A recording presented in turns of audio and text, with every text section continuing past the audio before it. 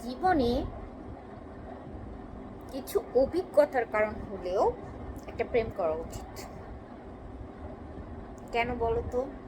কি এমন অভিজ্ঞতার জন্য রাতে প্রেম করা উচিত? হুম?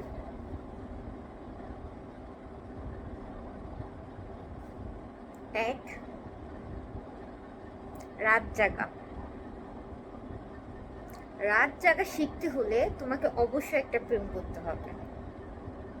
দুই, কষ্ট সহ্য করার ক্ষমতা।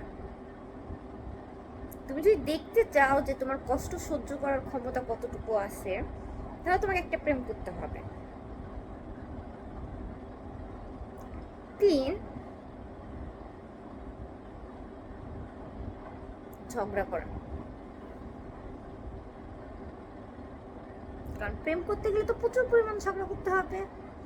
তো এইসব অভিজ্ঞতার জন্য হলেও জীবনে একটা প্রেম করা উচিত।